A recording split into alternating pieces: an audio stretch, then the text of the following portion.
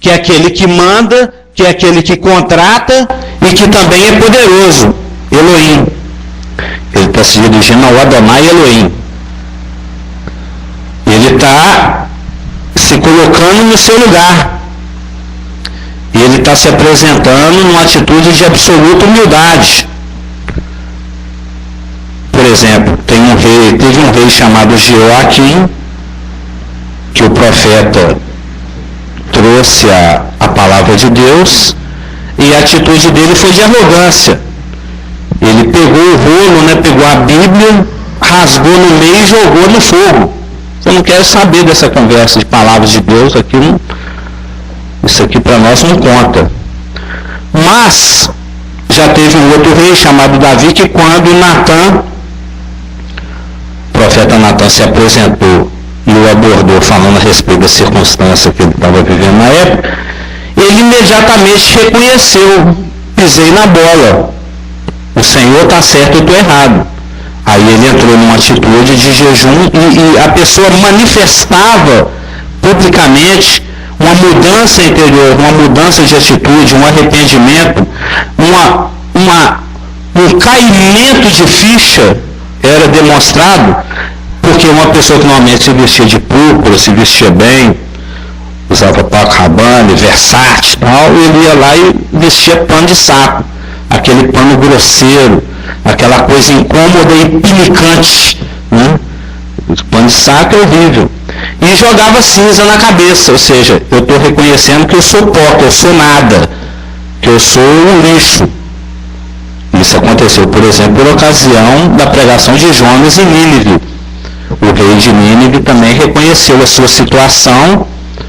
Deus é grande, eu sou pequeno, Ele é tudo, eu não sou nada, e isso publicamente era apresentado através da demonstração pública de humildade, pano de saco, cinza e jejum. O Ezequias mesmo foi lá, recebeu o anúncio de que ele ia morrer, e ele se vestiu de pano de saco e cinza. Deus volta lá e dá boa notícia para ele, porque ele está se humilhando. O próprio rei Acabe, que era um rei muito ímpio, teve uma circunstância na vida dele também, em que Deus falou para o profeta: volta lá e fala com ele, porque ele se humilhou. Ele está lá em público, pagando mico, vestindo de pano de saco e cinza. Então Daniel está nessa atitude de absoluta humildade, em jejum, falando: nada interrompe a minha oração, não estou preocupado nem com comida, eu estou interessado só em voltar o meu rosto ao Senhor. Essa expressão no hebraico aqui é bem interessante. Ou seja, ele está, a palavra aqui, acho que eu anotei, a frase voltei o meu rosto ao Senhor está saturada de significado. O verbo hebraico voltei é natan, que significa se dar, se oferecer, se entregar. Então ele está se natanzando, ele está se derramando diante do Senhor. A conotação aqui é que Daniel está se entregando sem reservas, de maneira firme. A única coisa que interessa para ele é ter um encontro com Deus. Nada interfere. Eu não estou preocupado, porque ele era uma pessoa, ele era um José Dirceu da época. Usava bons perfumes, vestia boas roupas, era aquela pessoa impoluta, Você chega lá em Brasília, tem aqueles deputados, aqueles senadores lá, que quando ele sai do elevador, o cheiro dele fica, porque eu já tive patrões riquíssimos também. Eu trabalhava lá na CEMIG, e lá tem muita gente que se acha, Pessoas ricas, com alto status, boas pessoas. A pessoa chega assim, todo mundo fica até meio murcho, bom dia e tal. Aquela pessoa eminente, cheia de autoridade, cheia de poder, cheia de dinheiro. Todo mundo se sente um lixo perto do diretor da CEMIG. O cheiro dele fica no elevador, você vê que o cabelo dele é ajeitado, aquele terno fino. Você vê, nossa, só um lixo mesmo. Olha essa pessoa, que cheiro, que roupa, que pele, que status. E Daniel estava nesse nível. Depois do rei era ele. Ele era uma pessoa eminente na corte, tanto na corte babilônica quanto na corte persa. Ele foi honrado por todos os seis com os quais ele... Mas aqui ele não está nem preocupado se ele está pagando mico. Está ali vestido, maltrapilho, com fome, com a cabeça suja, o cabelo cheio de areia, cheio de pó, cheio de terra. O que ele está querendo dizer para Deus é: nada mais me interessa. Só tem uma coisa que me interessa nesse momento: alcançar o seu favor. Por isso estou me natanzando, por isso estou me dando, estou me oferecendo, estou me entregando, estou me derramando na sua presença, porque eu quero o seu favor. Nós vamos ver aqui na oração dele, ele apela para a fidelidade, para a misericórdia e para o perdão de Deus. Então aqui ele está se dirigindo ao Adonai Elohim, o Senhor poderoso. Adonai é Senhor e Elohim é aquele que tem poder. Bereshit bara Elohim Hashamayim Haaretz. No princípio criou Deus os céus e a terra. Aquele Deus que bara, né? Aquele Deus que cria do nada, de tanto poder que ele tem, mas que manda. Ele é poderoso e manda. Então ele está se dirigindo ao Adonai Elohim, porque ele está querendo enfatizar e reconhecer a soberania e o poder de Deus. E ele vem com oração, com súplica, com jejum, com pano de saco, com cinza. Ou seja, ele se joga na presença de Deus, numa atitude de verdadeiro reconhecimento da sua finitude e da infinitude, majestade e poder de Deus. E engraçado também que, apesar que ele se dirige ao Senhor poderoso para fazer a sua oração, o único lugar no livro de Daniel onde a palavra Yahweh, Javé, Jeová, o Yod, Re, Vav, Re no hebraico aparece, é aqui no capítulo 9. Conforme eu já tinha falado antes, esse nome, que foi o nome pelo qual Deus se apresentou a Moisés, lá no livro de Êxodo, Moisés perguntou assim: mas eles vão me perguntar quem me mandou, o que eu falo? Fala que o Yod, Re, Vav, Re te mandou. O YHWH, o Jeová, o Javé, o Yahweh, o Eu Sou. É esse nome, é o nome com o qual Deus se relacionava com Israel.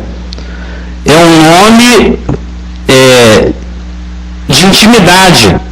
É o nome através do qual Deus se apresentou a Israel para fazer aquele contrato com ele, aquele pacto.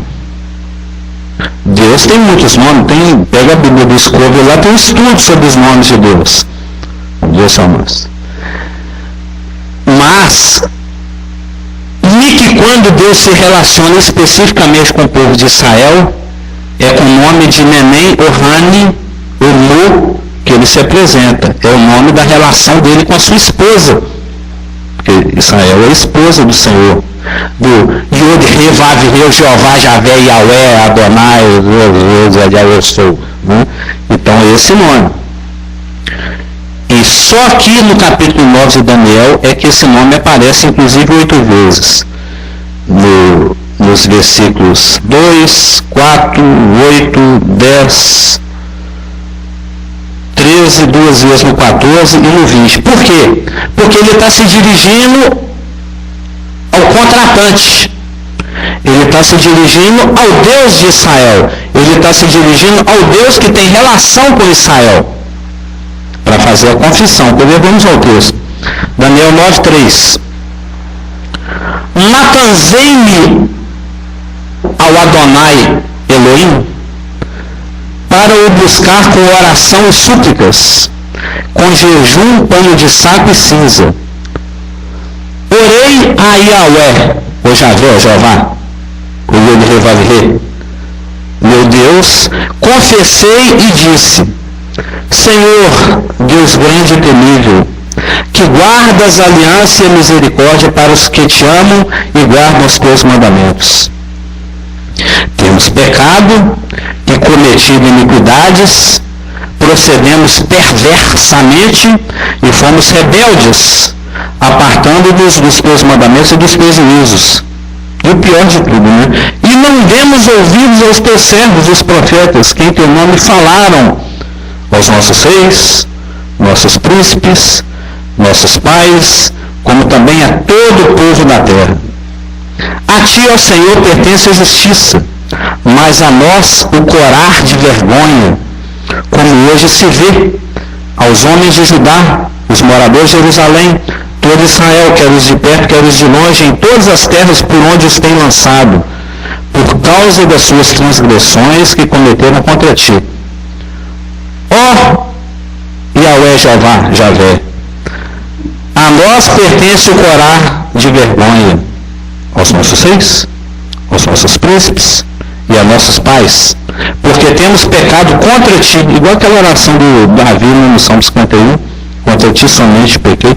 Ao Senhor nosso Deus pertence a misericórdia e o perdão, pois nos temos rebelado contra ele, e não obedecemos a voz do Yahweh Javé, nosso Deus, para andarmos nas suas leis que nos deu por intermédio de seus servos os profetas. Sim, todo Israel, não é 98%, todo Israel transgrediu a tua lei, desviando-se para não obedecer à tua voz. Por isso, a maldição e as imprecações que estão escritas na lei de Moisés ao Monte Ebal, Deuteronômio 28, servos de Deus, se derramaram sobre nós, porque temos pecado contra ti.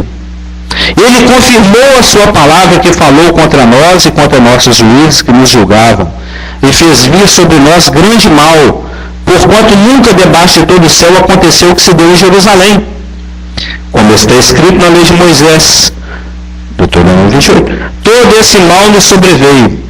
Apesar disso, não temos implorado o favor do Senhor, nosso Deus, para nos convertermos das nossas iniquidades e nos aplicarmos à tua verdade. Por isso o Senhor cuidou em trazer sobre nós o mal e o fez vir sobre nós.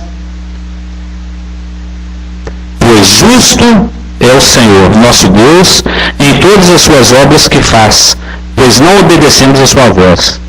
Na verdade, ó Senhor nosso Deus, que tiraste o teu povo da terra do Egito com mão poderosa, a ti mesmo adquiriste renome, como hoje se vê. Temos pecado e procedido perversamente. Ó Senhor, segundo as tuas justiças, aparte-se a tua ira e o teu furor da tua cidade de Jerusalém, do teu santo monte, porquanto, por causa dos nossos pecados e por causa das iniquidades de nossos pais, se tornaram Jerusalém e o teu povo vergonha para todos os que estão ao redor de nós. Agora, pois, ó Deus nosso, ouve a oração do teu servo e as suas súplicas, e sobre o teu santuário assolado, faze resplandecer o teu rosto por amor do Senhor. Inclina, ó Deus meu, os ouvidos e ouve. Abre os olhos e olha para a nossa desolação e para a cidade que é chamada pelo teu nome. Eu tenho até introduzido essa frase nas minhas orações atualmente, porque eu achei ela muito linda. Porque não lançamos as nossas súplicas perante a tua face, fiados em nossas justiças, mas em tuas muitas misericórdias. Isso é lindo de doer, né? Ó Senhor, ouve, ó Senhor, perdoa, ó Senhor, atende-nos e age. Não te retardes por amor de ti mesmo, ó Deus meu, porque a tua cidade e o teu povo são chamados pelo teu nome. Então Daniel está aqui, como que representando o povo. Os irmãos observaram que ele está usando os verbos e os pronomes, tudo no plural, nossos pecados, nossos pais, temos pecado. Apesar que Daniel, se você observar bem, ele é um dos poucos personagens na Bíblia em que não tem relato de pisado na bola dele, né? Um dos poucos. Abraão tem, Isaac tem, os dois foram lá no Egito. Jacó e Davi nem se fala. Todo mundo, praticamente 90% dos personagens do Velho Testamento tem uma pisada na bola aqui, tá? Daniel, você não acha. Mas ele se coloca como participante desses que transgrediram, que pecaram, que erraram o alvo. E ele está apelando por Deus que guarda o pacto. Olha lá, verso 4. Que guardas a aliança e a misericórdia. Ou seja, ele reconhece, nós como vassalos, a nação inteira, nós vimos aqui em vários, todo Israel transgrediu, está no verso 11. Ou seja, apesar que Israel, como vassalo do Adonai, como vassalo do sucerano, do senhor, do patrão, do boss, daquele que manda, rompeu o contrato, pisou na bola, não cumpriu a sua parte. Mas ele não está fazendo a sua oração baseado na justiça legal.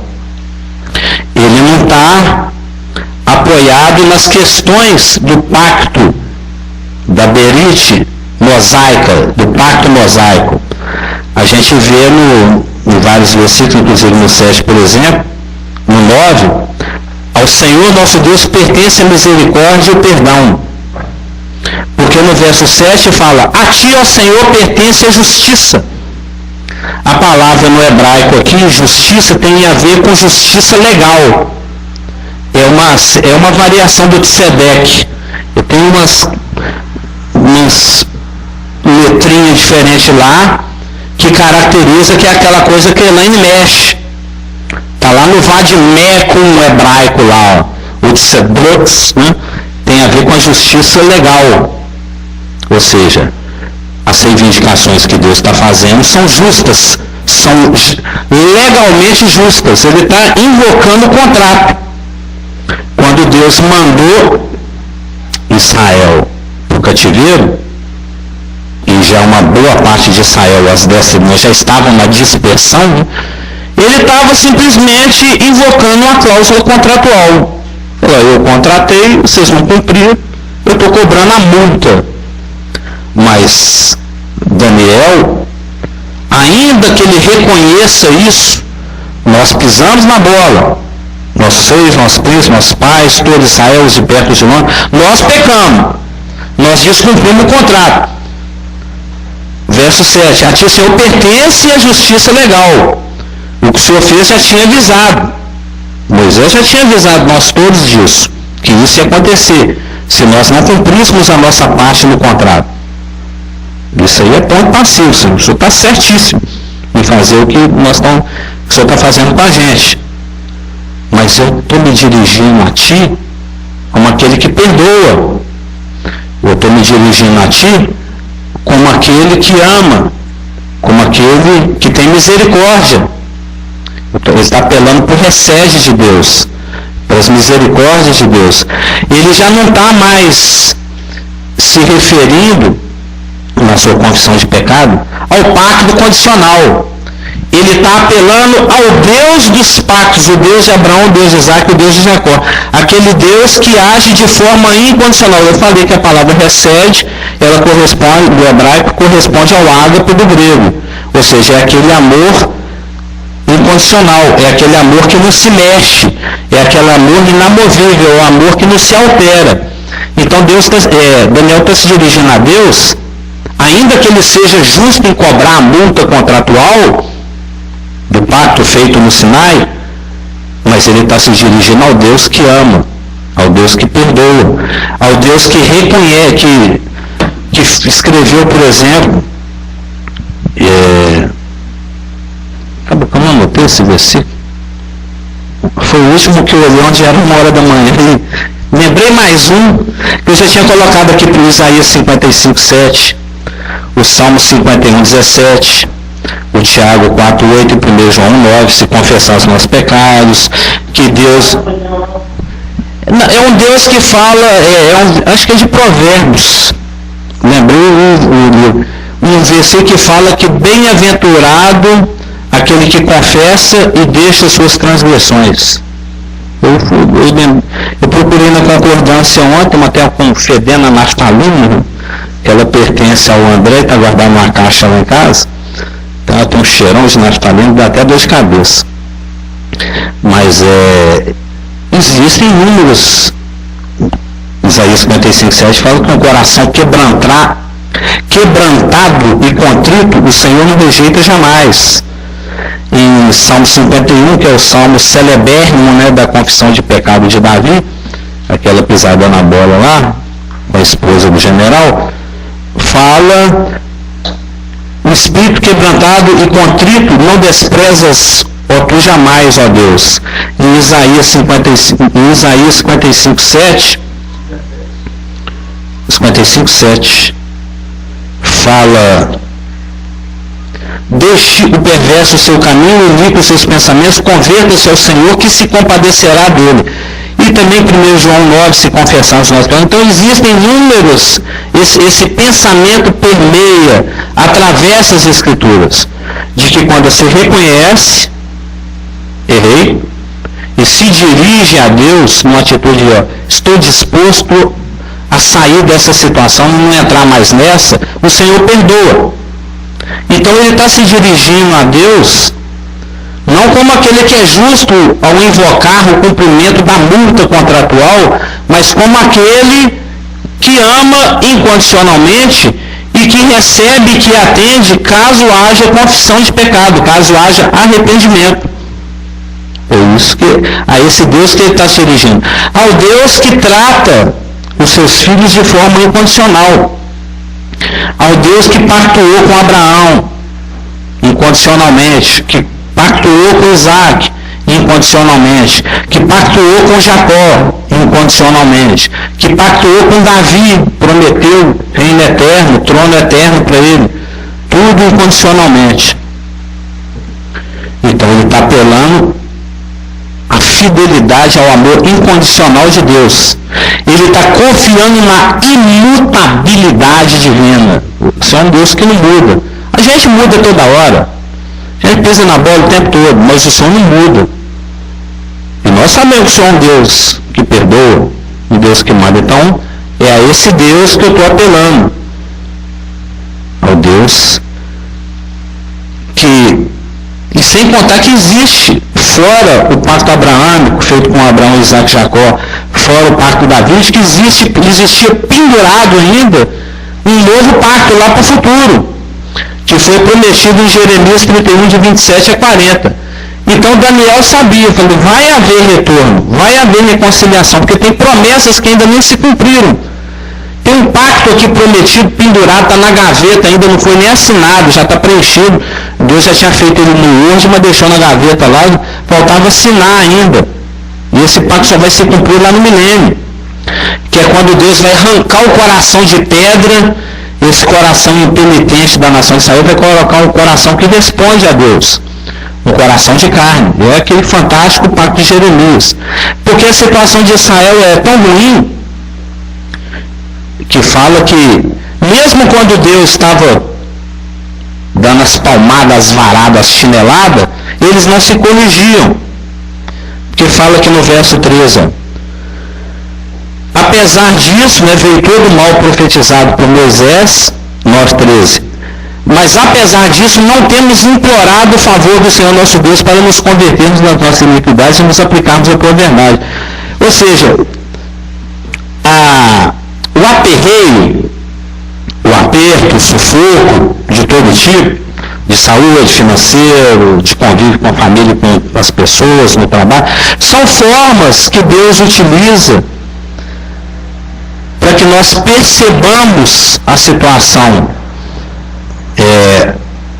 de erro, de pecado, de estar longe da palavra, para que a gente acorde.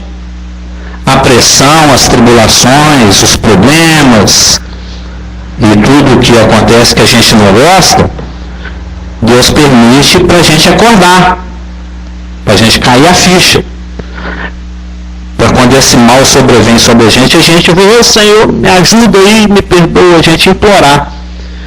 Mas Israel, o coração dele estava tão enganado, que nas últimas décadas lá da teocracia, nos dias dos últimos reis,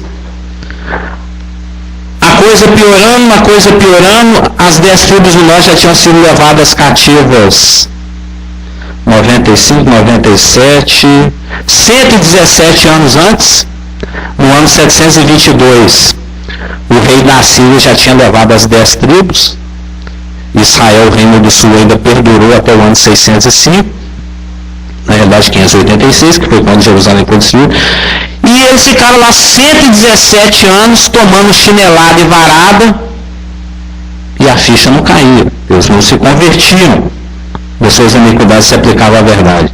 Aí Deus não teve outro jeito. Ou seja, a situação de Israel é uma situação de tanta rebelião, que mesmo apanhando, ele não reconhecia.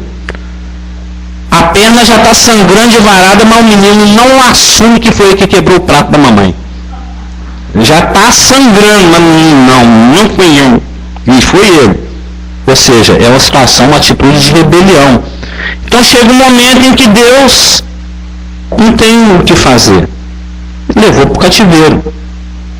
Mas porque ele tinha inúmeras promessas penduradas desde Gênesis 3,15, ele permitiu a Daniel reconhecer essa situação, essa oração, essa confissão, o retorno para a terra, mais 20 anos depois a reconstrução do templo, Esdras, Neemias, e ficaram lá até o ano 70 ainda.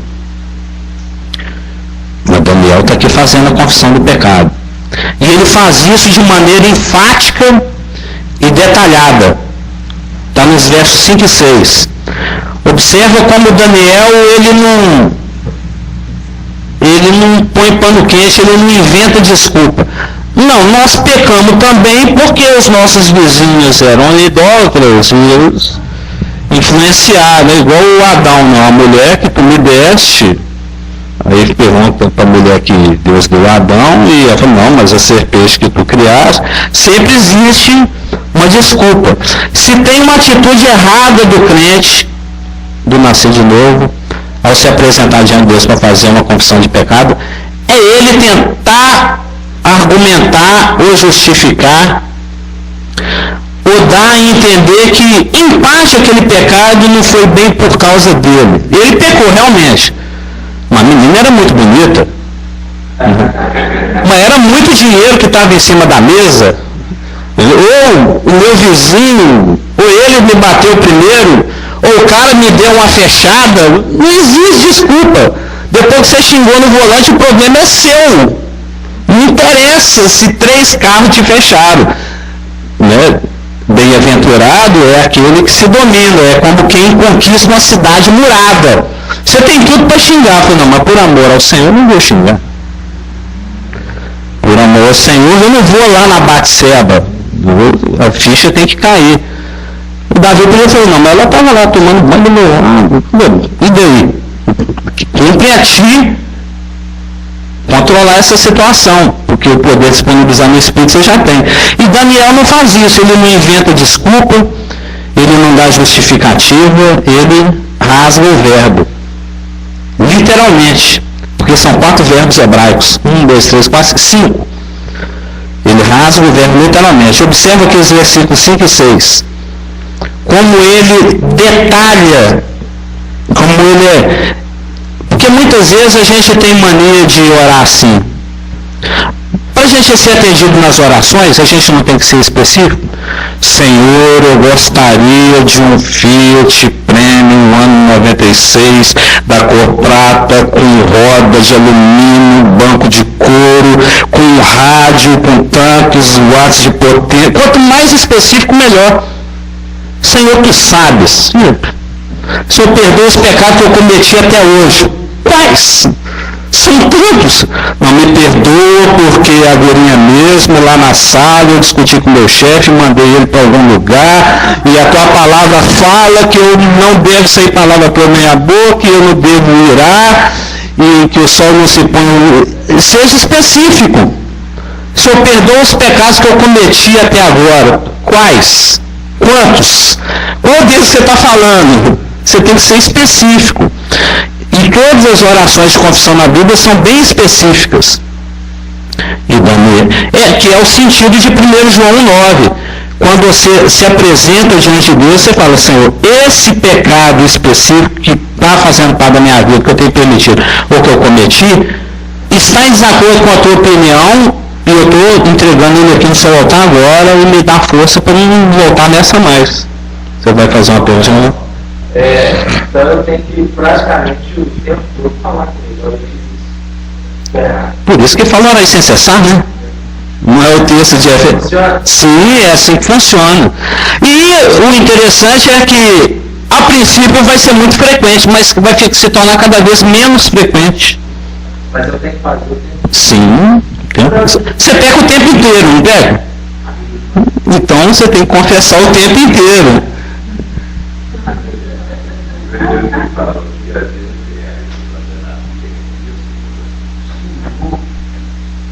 olha o filho que agora,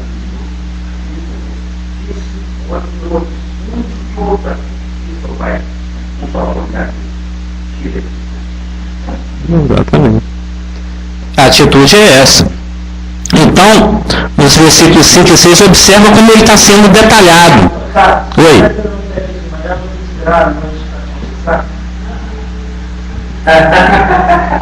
O ideal é que seja pelo menos nos próximos 30 dias, né?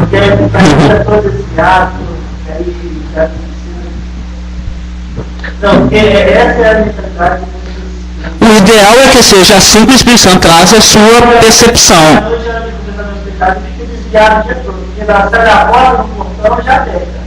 Então, bom, a hora de confessar é a hora de tudo.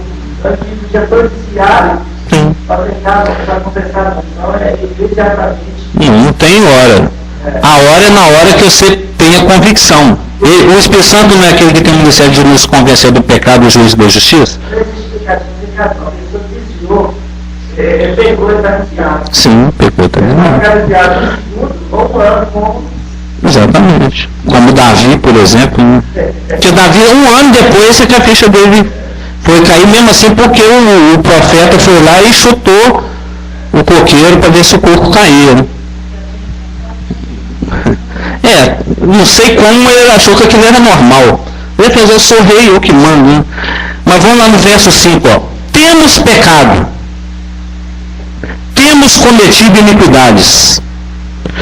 Temos procedido perversamente. Temos sido rebeldes. E, o pior de tudo, não demos ouvidos aos teus servos, os profetas. Então, ele tem 5 verbos aqui no hebraico. Temos pecado. Atanu. Não precisa nem escrever, só vou citar aqui o hebraico. Temos pecado. No hebraico significa errar o alvo. Você vai jogar o papelzinho na cesta, cai do lado.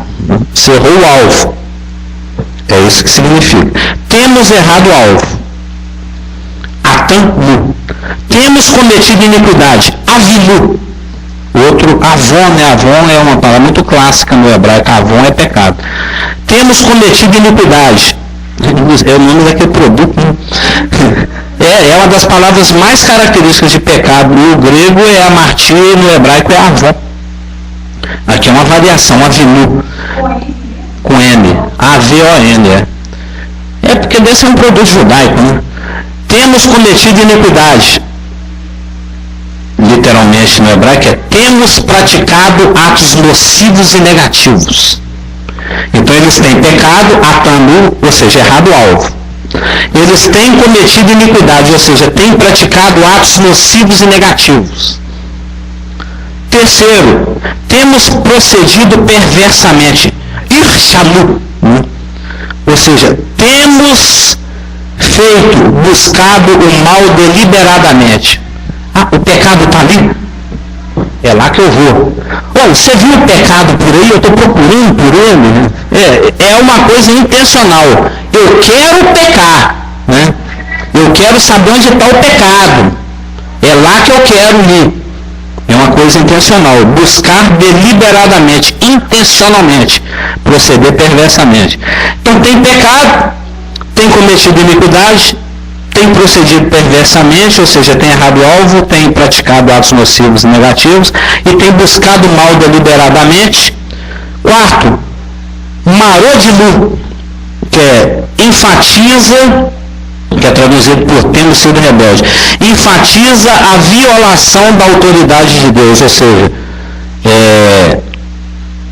você manda, você deu a ordem, mas eu vou desobedecer. Igual tem uns meninos que são assim, né? Faz exatamente o que o pai falou para não fazer. Isso é o que é ser rebelde no hebraico, marodilu, é esse sentido.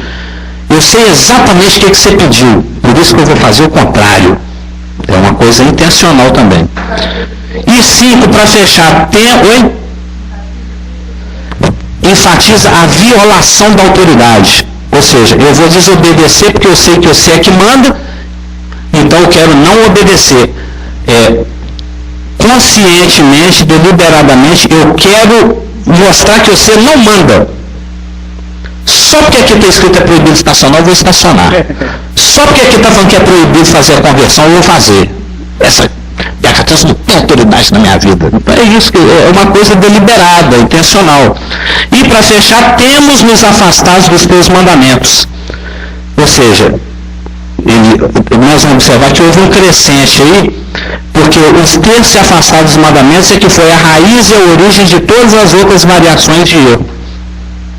É interessante você falar sobre essa questão do pecado, Alguns aspectos porque, como você falou bem interessante no contexto dessa aula, os pecados da nação fez com que as consequências viessem. Sim. Com o pai de Senaqueribe, rei da Síria, levando cativo o reino norte, e depois Judá sendo levado cativo. E o senhor falou, dando ênfase à questão do confessar o pecado, quando Daniel especifica cada um dos seus pecados. E agora você deu ênfase de onde está o pecado, de correr para o pecado. O Davi, em Salmo 51, versículo 3, falou que o pecado está sempre adiante de mim. Sempre adiante de mim. E Números também fala que o pecado me persegue. Então ele não só está adiante. 3 ou 4 fala que estava na porta lá. Pois é, na porta o Caim. Ele está esperando. Você já acorda, já o pecado fala, ei, bom dia. Então você imagina. Um companheiro. Agora, como o caso você fala trazer para os nossos dias, né? Para nossas vidas, agora a aplicação. Você imagina, o pecado está sempre diante de você, está te perseguindo e está à porta. Então não tem para você fugir também, né? E da natureza. Eu falo que ele é nascido todo em iniquidade. Esse Salmo 51. E Jeremias também fala. Então não tem para você correr. Então por isso que o Espírito Santo está para cima. O Espírito Santo nos constrange para que todo momento nós confessamos nossos pecados e não vivamos uma vida como filho de Deus desviado. Né? Então, amém. Então, para resumir, agora na ordem inversa, porque o Daniel ele foi pegando do externo para o interno. Pecou, errou o alvo porque praticou atos nocivos, cometeu iniquidade, errou o alvo, cometeu atos nocivos porque procedeu perversamente, porque buscou deliberadamente, errou o alvo, praticou atos nocivos e buscou o mal deliberadamente porque desafiou a autoridade, buscou o mal deliberadamente, cometeu atos nocivos e errou o alvo porque se afastou dos mandamentos. Ou seja, ele foi indo de fora para dentro. Ou seja, Israel se afastou dos mandamentos, então ele se tornou rebelde, daí ele buscou o mal deliberadamente, consequentemente ele praticou atos nocivos e finalmente ele errou o alvo. Muito interessante isso, como a coisa foi completa.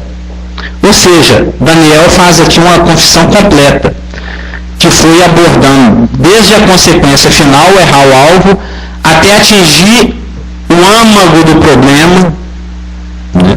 A origem do problema, que era o desprezo pela palavra de Deus. No verso 6.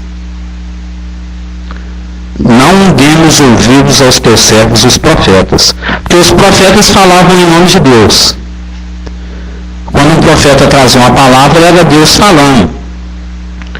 E que quando o povo de Israel, os reis, os seus príncipes, nossos pais, todos os de Israel e povos, não davam ouvidos ao profeta, ele estava fazendo com a palavra de Deus, dizendo, não quero saber disso não. Não me interessa a opinião de Deus. Ou falando para Deus, a minha vida não é da sua conta.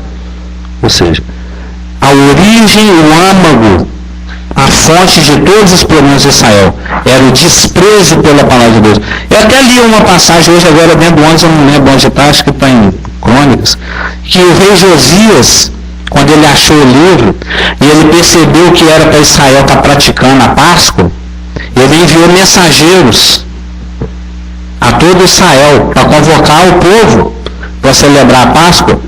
Tem um versículo que eu tenho de ter marcado, e que fala que tiveram alguns que quando viram os mensageiros, eles riram e zombaram.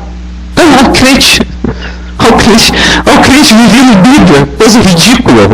É isso. Ou havia um desprezo da parte de Israel para com a palavra de Deus. A palavra de Deus não era bem-vinda. O próprio rei Joaquim partiu no meio e pôs fogo no rolo de Jeremias. E Jeremias depois escreveu de novo. E bom que ele escreveu de novo, porque o Daniel depois leu, né?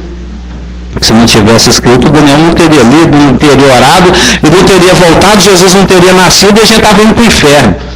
Porque o rapaz escreveu de novo um livro.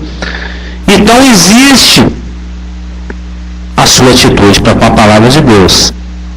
É de proslambalestância. Essa palavra está lá no Palavras Gregas do Novo Testamento daquele rapaz lá, do William Barclay, que é uma palavra que o pastor gosta. A palavra grega proslambanestai é dar boas-vindas, né? Receber de boa vontade. Isso pode ser feito com uma visita. Que cara chato de novo, finge que nós não estamos aqui. Eu falo, meu irmão, pô, não tem prazer, a casa é sua, deixa o copo derramando.